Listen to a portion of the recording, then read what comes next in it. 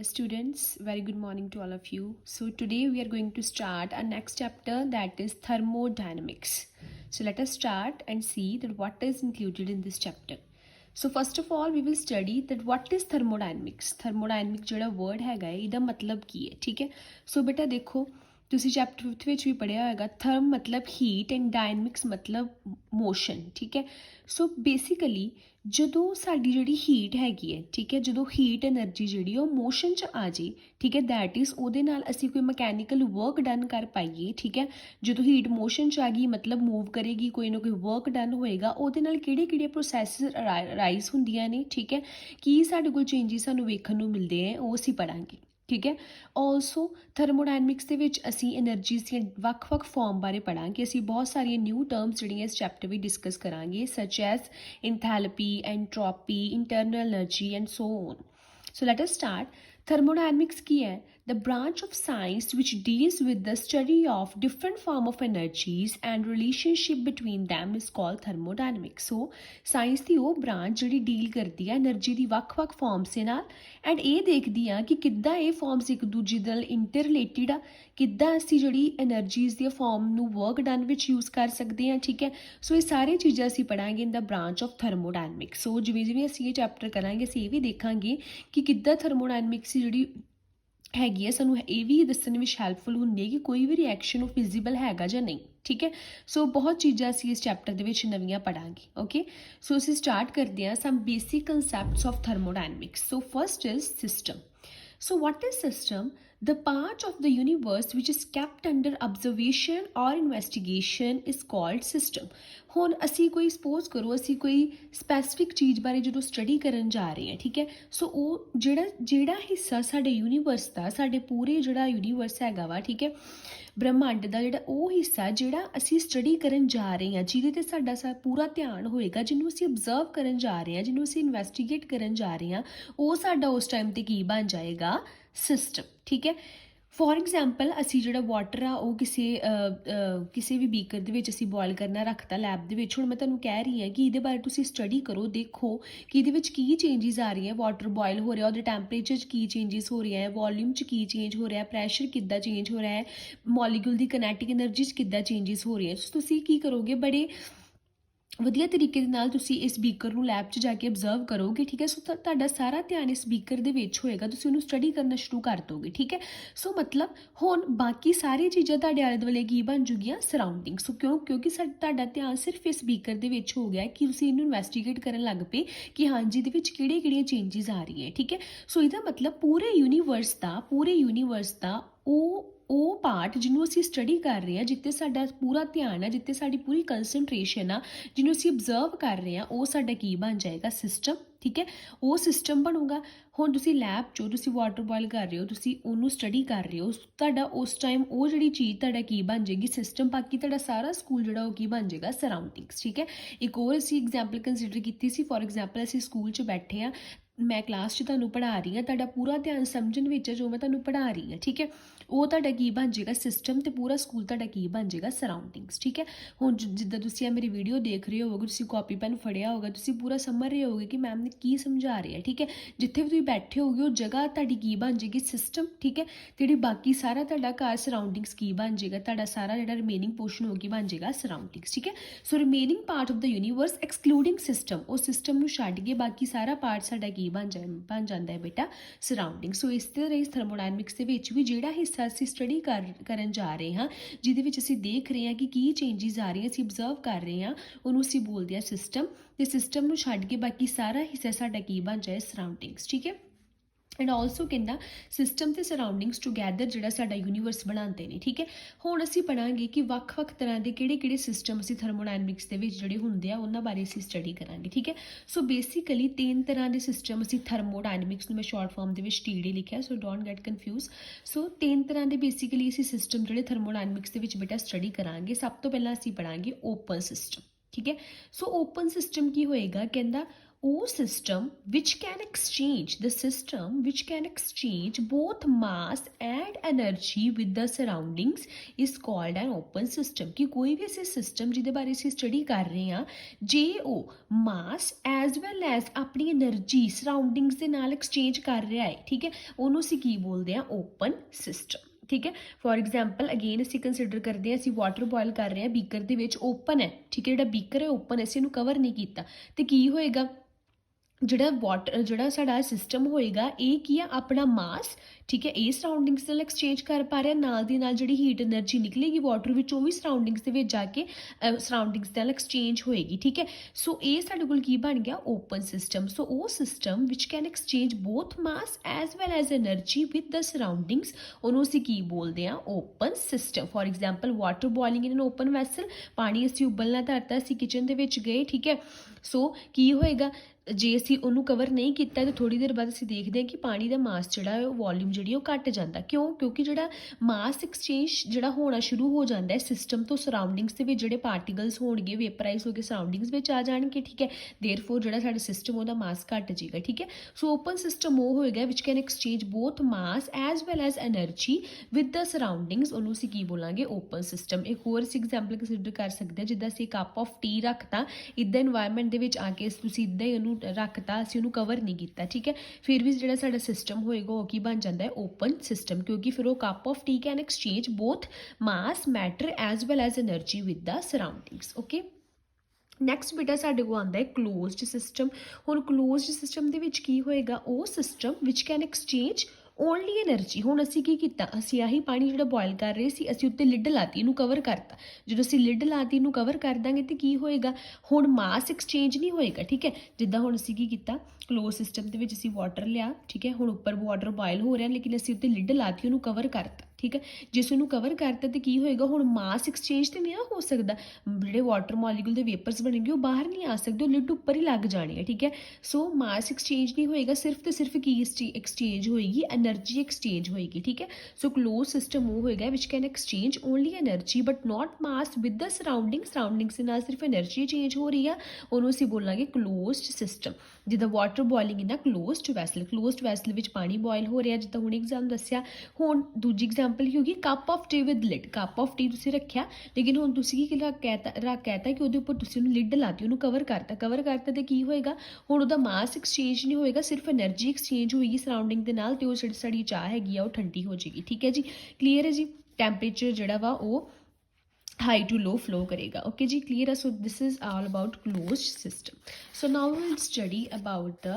isolated system so what is isolated system a system which can neither exchange ਹੁਣ ਉਹ system ਜਿਹੜਾ ਨਾ ਹੀ ਮਾਸ exchange ਕਰ ਪਾਏ ਨਾ ਹੀ એનર્ਜੀ ਐਕਸਚੇਂਜ ਕਰ ਪਾਏ ਸਰਾਊਂਡਿੰਗਸ ਦੇ ਨਾਲ ਉਹਨੂੰ ਅਸੀਂ ਕੀ ਬੋਲਦੇ ਆ ਆਈਸੋਲੇਟਡ ਸਿਸਟਮ ਠੀਕ ਹੈ ਸੋ ਉਹ system in which neither there is exchange of mass nor energy with the surroundings that system is called isolated system for example tea in a thermos flask water placed in insulated ਔਰ closed vessel ਠੀਕ ਹੈ ਸੋ T ਜਿਹੜੀ ਹੁਣ ਅਸੀਂ ਚਾਹ ਵਾ ਉਹ thermos flask 'ਚ ਰੱਖਤੀ ਹੁਣ ਸਾਨੂੰ ਪਤਾ ਜਿਹੜੀ ਥਰਮਸ ਫਲਾਸਕ ਅਸੀਂ ਘਰ ਵਿੱਚ ਵੀ ਯੂਜ਼ ਕਰਦੇ ਉਹਦੇ ਵਿੱਚ ਜਿਹੜੀ ਟੀ ਹੈ ਉਹ ਕਾਫੀ ਘੰਟਿਆਂ ਤੱਕ ਜਿਹੜੀ ਉੱਦਾਂ ਹੀ ਗਰਮ ਰਹਿੰਦੀ ਹੈ ਨਾ ਹੀ ਮਾਸ ਐਕਸਚੇਂਜ ਹੋਏਗਾ ਨਾ ਹੀ એનર્ਜੀ ਚੇਂਜ ਹੋਏਗੀ ਠੀਕ ਹੈ ਸੋ ਬੇਟਾ ਇਨ ਰੀਅਲ ਕੋਈ ਵੀ ਸਿਸਟਮ ਪਰਫੈਕਟਲੀ ਆਈਸੋਲੇਟਿਡ ਨਹੀਂ ਹੁੰਦਾ ਹੈ ਨਾ ਹੁਣ ਭਾਵੇਂ ਅਸੀਂ ਜਿੰਨੀ ਮਰਜ਼ੀ ਕੋਸਟਲੀ ਥਰਮਸ ਫਲਾਸਕ ਲੈ ਲਈਏ ਲੇਕਿਨ ਅਸੀਂ ਦੇਖਦੇ ਹਾਂ ਕਿ ਇਹ ਨਹੀਂ ਕਿ ਉਹਨੂੰ ਅਸੀਂ 7 ਦਿਨ ਉਹਦੇ ਵਿੱਚ ਚਾਹ ਪਾ ਕੇ ਰੱਖਾਂਗੇ ਤੇ 7 ਦਿਨ ਹੀ ਗਰਮ ਰਹੇਗੀ ਨੋ ਮਤਲਬ ਕਿ ਕਿਸੇ ਵੀ ਚੀਜ਼ ਦੀ ਐਫੀਸ਼ੀਐਂਸੀ 100% ਤੇ ਹੁੰਦੀ ਨਹੀਂ ਹੈ ਸੋ ਇਸੇ ਤਰ੍ਹਾਂ ਕੋਈ ਵੀ ਸਿਸਟਮ 100% ਜਿਹੜਾ ਆਈਸੋਲੇਟਿਡ ਨਹੀਂ ਹੋ ਸਕਦਾ ਠੀਕ ਹੈ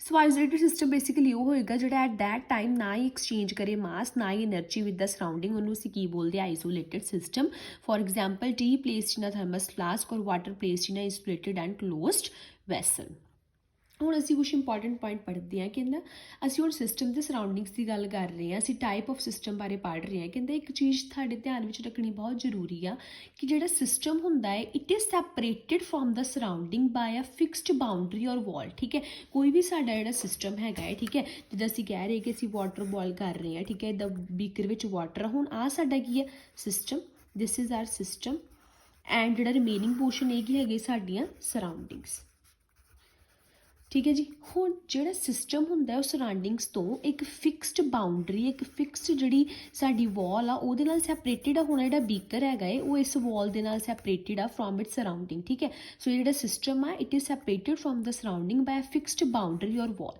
हुण कहंदे जिहड़ी बाउंड्री है it can be of two type. ये जिहड़ी बाउंड्री हैगी है जिहड़ी सिस्टम नूं सराउंडिंग्स तो अलग कर रही है, दो तरह की हो सकती है, कंडक्टिंग भी हो सकती है ते इंसुलेटिंग भी हो सकती है। कंडक्टिंग बाउंड्री नूं असीं डायथर्मिक भी कह सकते हैं तो इंसुलेटिंग ਨੂੰ ਅਸੀਂ ਐਡਿਆਬੈਟਿਕ ਵੀ ਕਹਿ ਸਕਦੇ ਹਾਂ। ਠੀਕ ਹੈ, ਜਿੱਦਾਂ ਆਈਸੋਲੇਟਿਡ ਸਿਸਟਮ ਦੇ ਵਿੱਚ ਨਹੀਂ ਕੁਛ ਐਕਸਚੇਂਜ ਹੋ ਰਿਹਾ, ਮਤਲਬ ਕਿਹੜੀ ਸਾਡੇ ਕੋਲ ਬਾਉਂਡਰੀ ਆ ਐਡਿਆਬੈਟਿਕ। ਠੀਕ ਹੈ, ਤੇ ਲੇਕਿਨ ਓਪਨ ਤੇ ਕਲੋਜ਼ ਦੇ ਵਿੱਚ ਐਕਸਚੇਂਜ ਹੋ ਰਹੀਆਂ ਚੀਜ਼ਾਂ, ਮਤਲਬ ਉਹਦੀਆਂ ਵਾਲਸ ਜਾਂ ਬਾਉਂਡਰੀ ਕੀ ਸੀਗੀ, ਕੰਡਕਟਿੰਗ ਸੀ, ਦੈਟ ਇਜ਼ ਡਾਇਥਰਮਿਕ ਸੀ। ਠੀਕ ਹੈ ਜੀ, clear. Next we will study about the state of a system and state variables। ਹੁਣ ਦੇਖੋ state of a system and state variable ਕੀ ਹੈ। State of a system means the condition of a system which is described by some measurable properties such as pressure, volume and temperature etc। ਹੁਣ ਅਸੀਂ water boil ਕਰ ਰਹੇ ਹਾਂ, ਮੈਂ ਤੁਹਾਨੂੰ ਕਹਿ ਰਹੀ ਹਾਂ ਕਿ ਹਾਂਜੀ ਮੈਨੂੰ ਦੇਖ ਕੇ ਦੱਸੋ ਕਿ ਤੁਹਾਡੇ ਜਿਹੜਾ ਸਿਸਟਮ ਆ, ਜਿਹੜਾ ਵਾਟਰ ਵਾ, ਜਿਹੜਾ ਅਸੀਂ ਬੀਕਰ ਵਿੱਚ ਬੋਇਲ ਕਰ ਰਹੇ ਹਾਂ, ਉਹਦੀ ਕੀ ਕੰਡੀਸ਼ਨ ਆ, ਉਹਦੀ ਕੀ ਸਟੇਟ ਆ। ਠੀਕ ਹੈ, ਹੁਣ ਤੁਸੀਂ ਉਹਦੀ ਕੰਡੀਸ਼ਨ ਬਾਰੇ ਕਿੱਦਾਂ ਦੱਸੋਗੇ? ਤੁਸੀਂ ਕਹੋਗੇ ਕਿ ਮੈਮ ਹਾਂਜੀ ਇਹ ਜਿਹੜਾ ਸਾਡਾ ਅਸੀਂ ਵਾਟਰ ਬੋਇਲ ਕਰ ਰਹੇ ਇਹਦਾ ਪ੍ਰੈਸ਼ਰ ਇੱਦਾਂ ਹੋ ਰਿਹਾ, ਇਹਦੀ ਵੋਲਿਊਮ ਘੱਟ ਰਹੀ ਹੋਏਗੀ, ਇਹਦਾ ਟੈਂਪਰੇਚਰ ਵੱਧ ਰਿਹਾ ਹੋਏਗਾ, ਤੁਸੀਂ ਮੈਜਰ ਕਰੋਗੇ। ਠੀਕ ਹੈ, ਸੋ ਮਤਲਬ ਸਟੇਟ ਆਫ ਅ ਸਿਸਟਮ ਮਤਲਬ ਕੀ ਹਾਲਤ ਹੈ ਸਾਡੇ ਸਿਸਟਮ ਦੀ, ਕੀ ਕੰਡੀਸ਼ਨ। ਠੀਕ ਹੈ, so state of a system means condition of a system. ਠੀਕ ਹੈ, ਤੇ ਹੁਣ ਕਿਸੇ ਵੀ ਸਿਸਟਮ ਦੀ ਕੰਡੀਸ਼ਨ ਨੂੰ ਦੱਸਣ ਲਈ ਅਸੀਂ ਕੁਝ ਪ੍ਰੋਪਰਟੀਜ਼ ਦਾ ਇਸਤੇਮਾਲ ਕਰਾਂਗੇ ਜਿਨ੍ਹਾਂ ਨੂੰ ਅਸੀਂ ਮੇਜਰ ਕਰ ਸਕਦੇ ਹਾਂ। ਉਹਦੇ ਥਰੂ ਤੁਸੀਂ ਕਿਸੇ ਵੀ ਸਿਸਟਮ ਦੀ ਹਾਲਤ, ਕਿਸੇ ਵੀ ਸਿਸਟਮ ਦੀ ਸਟੇਟ ਮੈਨੂੰ ਦੱਸ ਸਕਦੇ ਹੋ। ਠੀਕ ਹੈ, ਤੇ ਉਹ ਜਿਹੜੀਆਂ ਪ੍ਰੋਪਰਟੀਜ਼ ਕੀ ਹੋ ਗਈਆਂ, state variables. Okay, so the state of a system means the condition of a system ਜਿਹੜੀ ਤੁਸੀਂ ਡਿਸਕ੍ਰਾਈਬ ਕਰ ਸਕਦੇ ਹੋ by some measurable properties such as P, V, T etcetera, ਜਿਨ੍ਹਾਂ ਵਿੱਚ ਕੋਈ ਵੀ ਪ੍ਰੋਪਰਟੀ ਚੇਂਜ ਹੁੰਦੀ ਹੋਏਗੀ। ਠੀਕ ਹੈ, ਠੀਕ ਹੈ, ਤੁਸੀਂ ਕਹਿ ਦਾਂਗੇ ਕਿ ਜਿਹੜਾ ਸਿਸਟਮ ਆ ਉਹ ਅਲੱਗ ਹੀ ਸਟੇਟ ਵਿੱਚ ਆ ਗਿਆ, ਉਹਦੀ ਸਟੇਟ ਚੇਂਜ ਹੋ ਰਹੀ ਹੈ। ਠੀਕ ਹੈ, ਠੀਕ ਹੈ, ਤੇ ਇਹਨਾਂ ਪ੍ਰੋਪਰਟੀਜ਼ ਨੂੰ ਅਸੀਂ ਕੀ ਬੋਲਦੇ ਹਾਂ, ਸਟੇਟ ਵੇਰੀਏਬਲ। ਜਦ ਅਸੀਂ ਇਹ ਵੀ ਕਹਿ ਸਕਦੇ ਹਾਂ ਕਿ ਜਿਹੜੀਆਂ ਪ੍ਰੋਪਰਟੀਜ਼ ਨੂੰ ਅਸੀਂ ਯੂਜ਼ ਕਰਦੇ ਹਾਂ to describe the state of a system, ਉਹਨੂੰ ਅਸੀਂ ਕੀ ਬੋਲਦੇ ਹਾਂ, ਸਟੇਟ ਵੇਰੀਏਬਲਸ। ਇਹਨਾਂ ਪ੍ਰੋਪਰਟੀਜ਼ ਦੀ ਵੈਲਿਊ ਚੇਂਜ ਹੋਏਗੀ ਆਫਟਰ ਸਮ ਟਾਈਮ। ਠੀਕ ਹੈ, ਕਲੀਅਰ ਜੀ। ਨੈਕਸਟ ਆ ਗਿਆ ਬੇਟਾ ਸਾਡੇ ਕੋਲ ਸਟੇਟ ਫੰਕਸ਼ਨ। ਹੁਣ ਸਟੇਟ ਫੰਕਸ਼ਨ ਕੀ ਹੈ? A physical quantity is said to be a state function if its value depend only on state of a system and does not depend upon path by which state has been attained। ਹੁਣ state function ਕੀ ਹੈ? ਕਹਿੰਦਾ ਕੋਈ ਵੀ physical quantity ਉਹ state function ਉਦੋਂ ਹੋਏਗੀ ਜੇ ਉਹਦੀ ਵੈਲਿਊ ਡਿਪੈਂਡ ਕਰ ਰਹੀ ਆ only upon the state of a system. ਮਤਲਬ ਸਿਰਫ ਸਿਸਟਮ ਦੀ ਸਟੇਟ ਤੇ ਉਹਦੀ ਇਨੀਸ਼ੀਅਲ ਤੇ ਫਾਈਨਲ ਪੋਜੀਸ਼ਨ ਤੇ ਡਿਪੈਂਡ ਕਰ ਰਹੀ ਆ, ਨਾ ਕਿ ਉਹਦੇ ਪਾਥ ਤੇ ਡਿਪੈਂਡ ਕਰ ਰਹੀ ਹੈ ਕਿ ਕਿੱਦਾਂ ਸਾਡੇ ਕੋਲ ਉਹ ਜਿਹੜੀ ਸਟੇਟ ਅਚੀਵ ਹੋਈ। ਠੀਕ ਹੈ ਜੀ, ਕਲੀਅਰ। ਸੋ ਫਿਜ਼ੀਕਲ ਕੁਆਂਟੀਟੀਜ਼ ਜਿਹੜੀਆਂ ਸਿਰਫ ਡਿਪੈਂਡ ਕਰ ਰਹੀ ਹੈ ਇਨੀਸ਼ੀਅਲ ਤੇ ਫਾਈਨਲ ਪੋਜੀਸ਼ਨ ਤੇ। ਠੀਕ ਹੈ, ਇੱਥੇ ਡਿਪੈਂਡ ਨਹੀਂ ਕਰ ਰਹੀਆਂ ਕਿ ਹਾਂਜੀ ਉਹ ਜਿਹੜੀ ਸਾਡੇ ਕੋਲ ਕਿੱਦਾਂ ਜਿਹੜੀ ਸਾਡੇ ਕੋਲ ਉਹ ਜਿਹੜੀ ਸਟੇਟ ਆ ਉਹ ਅਟੇਨ ਹੋਈ। ਜਿੱਦਾਂ ਹੁਣ ਮੈਂ ਤੁਹਾਨੂੰ ਕਹਿ ਰਹੀ ਹਾਂ ਕਿ ਵਾਟਰ ਬੋਇਲ ਕਰਦੇ ਪਏ ਆ, ਤੁਸੀਂ ਕਹਿ ਰਹੇ ਕਿ ਮੈਮ ਇਹਦਾ ਟੈਂਪਰੇਚਰ ਰਾਈਜ਼ ਹੋ ਗਿਆ, ਮੈਂ ਸਿਰਫ ਇਹੀ ਦੇਖਾਂਗੀ ਕਿ ਇਹਦਾ ਟੈਂਪਰੇਚਰ ਰਾਈਜ਼ ਹੋ ਗਿਆ। ਠੀਕ ਹੈ, ਸੋ ਕਿੱਦਾਂ ਰਾਈਜ਼ ਹੋਇਆ, ਕਿਹੜਾ ਮੀਨ ਤੁਸੀਂ ਯੂਜ਼ ਕੀਤਾ ਇਹਦੇ ਟੈਂਪਰੇਚਰ ਨੂੰ ਰਾਈਜ਼ ਕਰਨ ਦਾ, ਉਹਦੇ ਨਾਲ ਮੈਨੂੰ ਕੋਈ ਇਫੈਕਟ ਨਹੀਂ ਪਏਗਾ। ਠੀਕ ਹੈ ਜੀ, ਕਲੀਅਰ। ਸੋ ਮਤਲਬ ਸਾਡੇ ਕੋਲ ਕੀ ਹੋ ਗਿਆ, ਸਾਡੇ ਕੋਲ ਸਟੇਟ ਫੰਕਸ਼ਨ ਕੀ ਹੋ ਗਿਆ, ਉਹ ਪ੍ਰੋਪਰਟੀਜ਼ ਜਿਹੜੀਆਂ ਸਿਰਫ ਇਨੀਸ਼ੀਅਲ ਤੇ ਫਾਈਨਲ ਪੋਜੀਸ਼ਨ ਤੇ ਡਿਪੈਂਡ ਕਰਦੀਆਂ, ਨਾ ਕਿ ਉੱਤੇ ਡਿਪੈਂਡ ਕਰਦੀ ਕਿ ਕਿੱਦਾਂ ਤੁਸੀਂ ਉਸ ਚੀਜ਼ ਨੂੰ ਅਚੀਵ ਕੀਤਾ, ਕਿੱਦਾਂ ਉਹ ਸਟੇਟ ਤੁਹਾਡੇ ਕੋਲ ਅਚੀਵ ਹੋਈ। ਠੀਕ ਹੈ, ਉਹਨੂੰ ਅਸੀਂ ਕੀ ਬੋਲਦੇ ਹਾਂ, state function. For example pressure, volume, temperature, internal energy, enthalpy, entropy etcetera, ਇਹ ਸਾਰੀਆਂ ਕੀ ਹੁੰਦੀਆਂ ਨੇ, ਸਟੇਟ ਫੰਕਸ਼ਨ। ਮਤਲਬ ਇਹਨਾਂ ਦੀ ਵੈਲਿਊ ਸਿਰਫ ਤੇ ਸਿਰਫ ਇਸ ਚੀਜ਼ ਤੇ ਡਿਪੈਂਡ ਕਰਦੀ ਆ ਕਿ ਅਸੀਂ ਜਿਹੜਾ ਹੈਗਾ ਏ ਉਹ ਕਿਹੜਾ ਮੀਨਸ ਕਿਹੜਾ ਯੂਜ਼ ਕੀਤਾ, ਇੱਥੇ ਡਿਪੈਂਡ ਨਹੀਂ ਕਰਦੀ, ਸਿਰਫ ਇਨੀਸ਼ੀਅਲ ਤੇ ਫਾਈਨਲ ਪੋਜੀਸ਼ਨ ਤੇ ਡਿਪੈਂਡ ਕਰੇਗੀ। ਠੀਕ ਹੈ, ਉਹਨੂੰ ਅਸੀਂ ਕੀ ਬੋਲਦੇ ਹਾਂ, ਸਟੇਟ ਫੰਕਸ਼ਨ। ਕਲੀਅਰ ਜੀ, ਠੀਕ ਹੈ।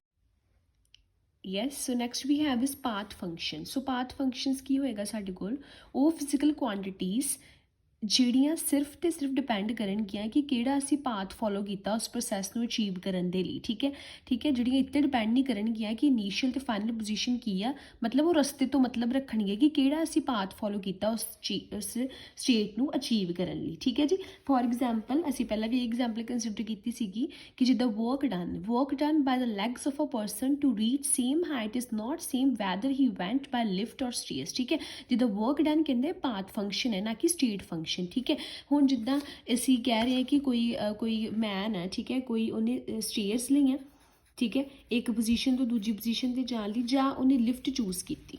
ठीक है, सीधा लिफ्ट हो गया।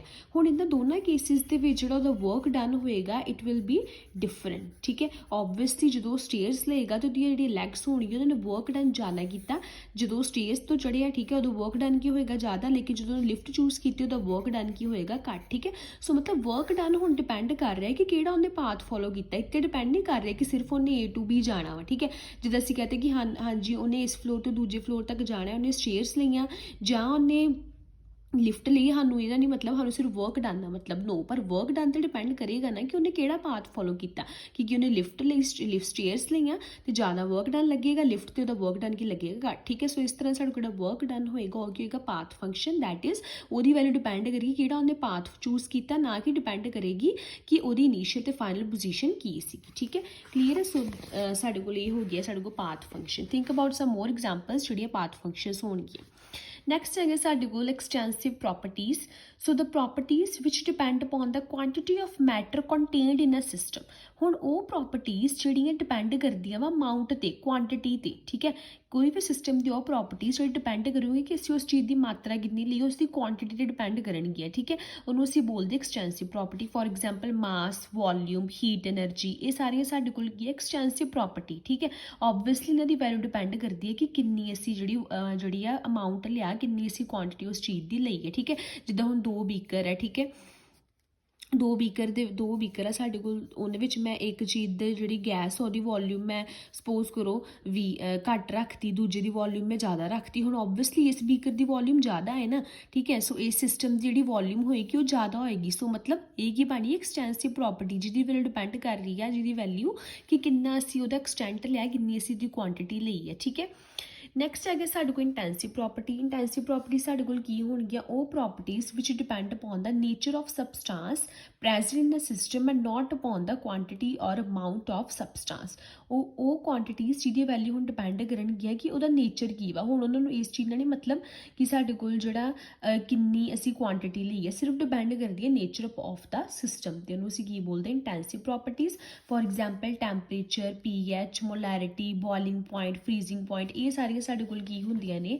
This all are intensive property. मतलब इन्हां दी वैल्यू सिर्फ तो सिर्फ डिपेंड करेगी कि किहड़ा नेचर की है साढ़े सबसटेंस का, ना कि इत्ते डिपेंड करेगी कि किन्ना असीं दी मात्रा लई। ठीक है, फॉर एग्जाम्पल टैंपरेचर, ये सारियां साढ़े कोल इंटेंसिव प्रॉपर्टीज है। हुण इनू एक्सप्लेन करने लई असीं समझदे हां कि असीं एक वाटर बॉयल कीता।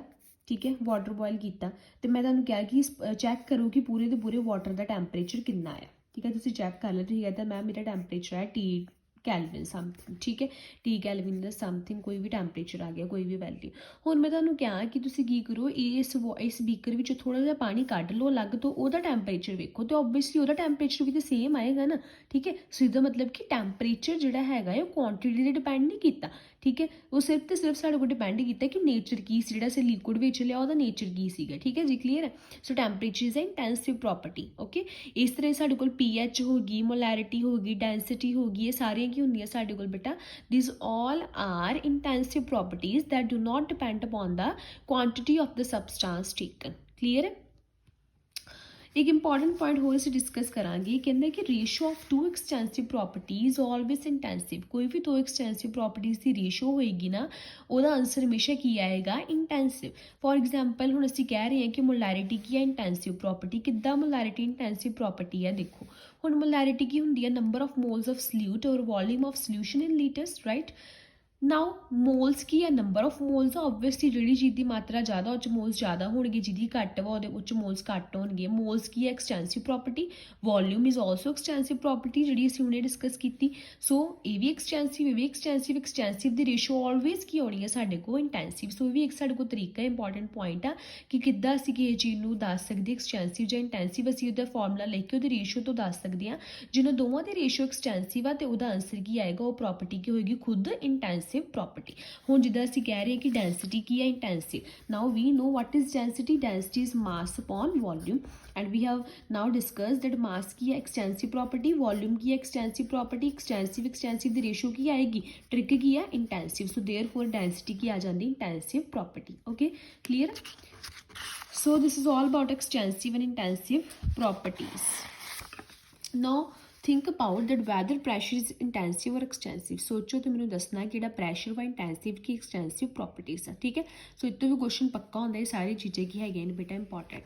नैक्सट असीं डिस्कस करन जा रहे हैं थर्मोडायनमिक प्रोसैसिस। हुण जिहड़ियां असीं कुछ मेन थर्मोडायनमिक प्रोसैसिस जिहड़े साडे सिस्टम ते लगणगियां होणगियां थर्मोडायनमिक्स दे विच पढ़ांगे, वो असीं डिस्कस करांगे। सब तो पहला आ गया साडे कोल आइसोथर्मल प्रोसैसिस। सो आइसोथर्मल प्रोसैसिस की हुंदियां ने?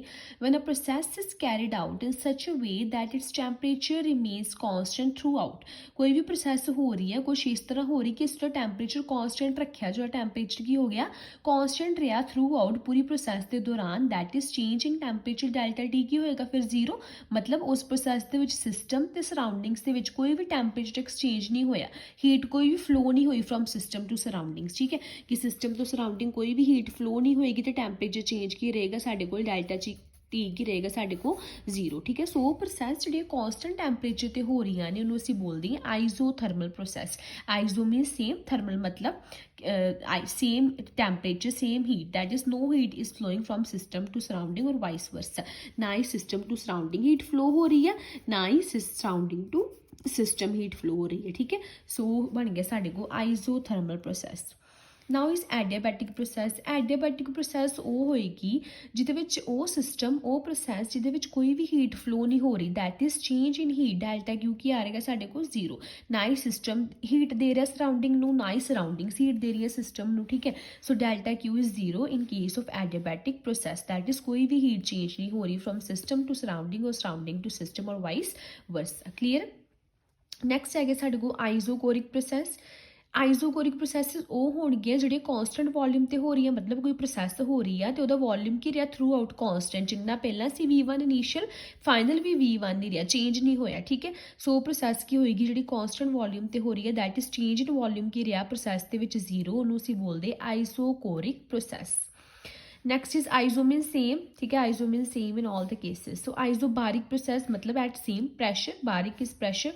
सो वो प्रोसैसिस जिहड़े कॉन्सटेंट प्रैशर ते हो रही है, प्रैशर चेंज की आ रहा उन्हां विच जीरो आ रहा, कोई भी प्रैशर चेंज नहीं हो रहा from system to surrounding or vice वर्सा, उन्होंने असीं की बोलते हैं आइसोबारिक प्रोसैसिस। हुण जे असीं दा ग्राफ ड्रॉ करिए प्रैशर ते वॉल्यूम का, जिद्दां असीं बॉयल्स लॉ तो करते सीगे, ठीक है। सो जो असीं प्रैशर ते वॉल्यूम का ग्राफ ड्रॉ करिए सारिया प्रोसैसिस का, साडे कोल कुछ इदां दा ग्राफ आएगा। हुण आइसोबारिक का ग्राफ की आएगा, आ लाइन आएगी आइसोबारिक की, क्यों? क्योंकि प्रैशर साडे कोल की रहा, देखो इस केस साडे कोल प्रैशर आ ओहदी कोई भी वैल्यू लेट अस से एक्स रही। सो वॉल्यूम इधर नूं वध रही है, लेकिन हर स्टैप विच प्रैशर की रहा कॉन्सटेंट, वॉल्यूम इधर नूं की वध रही। सो ये हो गई आइसोबारिक प्रोसैस। फिर आएगी आइसोकोरिक, मतलब वॉल्यूम सेम रही है लेकिन उपर नूं की है प्रैशर वध रहा, ठीक है। ये साडे कोल लाइन होगी काहदे लई? आइसोकोरिक प्रोसैस दे लई। ये हो गई आइसोथर्मल दे लई कि टैंपरेचर कॉन्सटेंट रह रहा, जिहड़ी तुसीं बॉयल्स लॉ दे विच भी कीती सी। ते हाँ साडे कोल कर्व आएगी adiabatically, that is delta Q की रहेगा जीरो। फिर साडे कोल पी ते वी दे विच इदां दा ग्राफ जिहड़ा प्लॉट होएगा, ठीक है जी। क्लीयर है। सो ये साडे कोल आ गई सारियां थर्मोडायनमिक प्रोसैसिस। क्लीयर है बेटा। नैक्सट असीं गल करांगे रिवर्सिबल ते इरिवर्सिबल प्रोसैसिस दी इन द नैक्सट वीडियो।